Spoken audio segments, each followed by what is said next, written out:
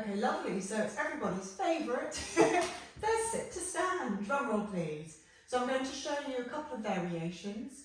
The idea is that we are gaining a sense of how we're doing over time. So this is something that we're going to do every week. You're going to time in your head, or count in your head, sorry. The time will stay the same, 1 minute, and you're just counting, this week I did 15, this week I did 11, this week I did 20, whatever it is, just so that you're getting an idea of how you're doing over the course of time. In an ideal world, depending on your knees and the strength of this big muscle here, your quadriceps, you're pushing up to come up to standing and lowering down with control into your seat. This is a fundamental gold standard. If you don't do anything else, do a minute of this a day, 1 minute a day, because you need this big muscle. You need it for everything. You need it to get out of your car. You need it to get off the toilet. You need it to sit down. You need it to stand up. You need it to get out of bed. On we go. So this is what we're looking for in an ideal world. I don't want you to lose your form because you're timing yourself. The aim is to develop strength. So if you start rocking, trying to get in as many as you can, one, you're at risk of pushing the chair back and just landing on your bum. The other is you're not really developing the strength because you need to be doing it with control. If that feels really tricky and you're not there yet, you can start a little variation. You can put your hands either side of your legs and just come a little bit off. Just a little bit. The point's the same. Your feet are hip width apart. Your knees are over your toes. You're just working to engage it. You'll feel it. You only have to come a little bit off in order to feel it. Okay, lovely, good. We'll do one more variation. Okay, lovely. So we're going to just have another little reminder about our feet. Really want them to be wide. So hip width is your minimum, if not a bit wider.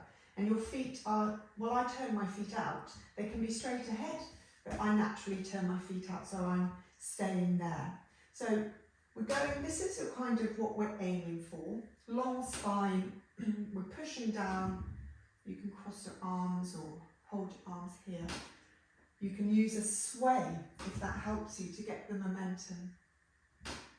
You can use the sides of your chairs, but you're really looking to be with symmetry. So we're really aiming always, as much as possible, to really try to make sure that everything is symmetrical. You're not giving your weight more to one side than the other as we start. Good.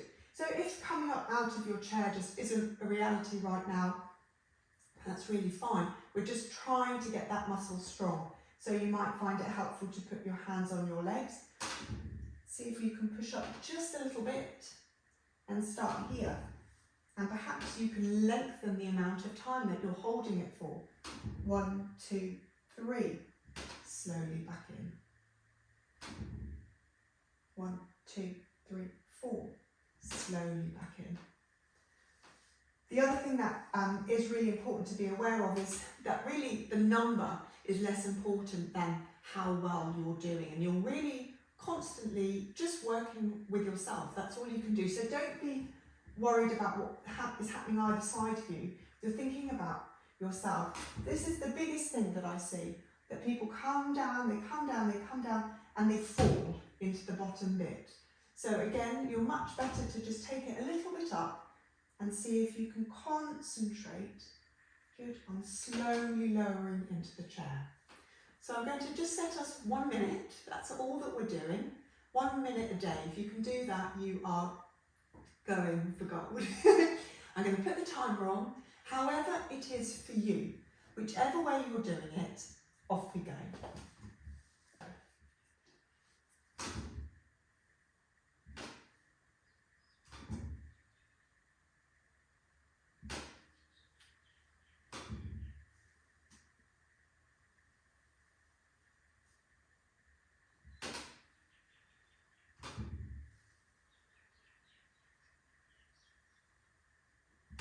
Good, you see my nose is going over my toes. Good. Slowly control back in the chair. That's the hardest bit. If you're not standing, you're here. So just trying to get a little bit. Good.